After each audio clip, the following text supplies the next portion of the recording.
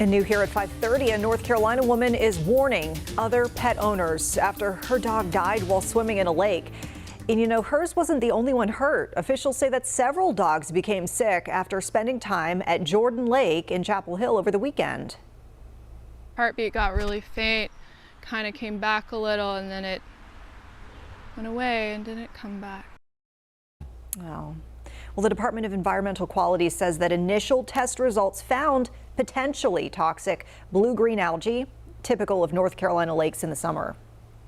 It's important to point out officials haven't yet determined exactly what killed this dog. Still, we did want to find out how harmful this algae really is.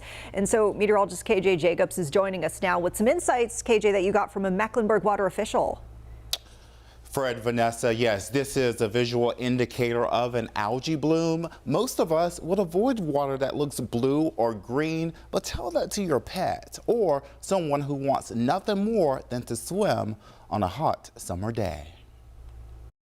Recent news of a dog's death after swimming in a lake in central North Carolina is raising some red flags across the state, and experts say algae may be the blame. Typically, these blooms, you visibly can see them. That is 9 times out of 10, that's what you're going to observe, is visual indicators or smell.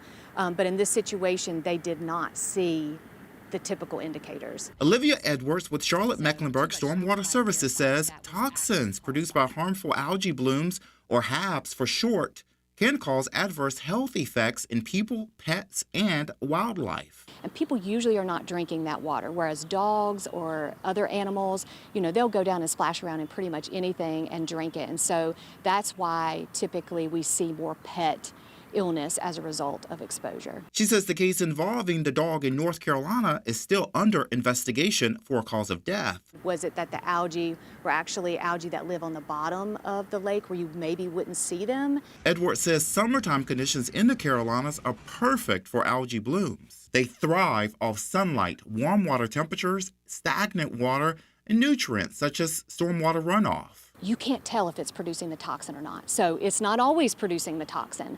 So we just go ahead and tell people, just pretend it's producing the toxin, because you don't know.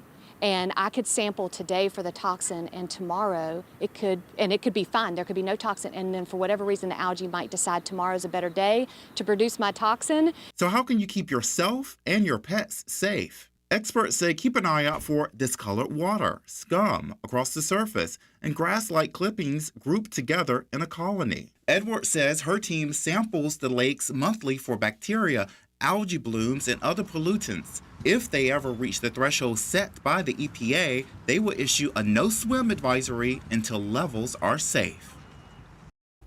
And you can call 311 to report an algae bloom along the lake if you do spot one, guys. And here's what's mind-blowing about it all. There's treatment and chemicals known as algicide that Edwards was telling me, but the thing is, when you use treatment or chemicals to try and kill the algae, it releases chemicals, or it releases the toxin. So it does what you're trying to get it not to do as those cells are dying.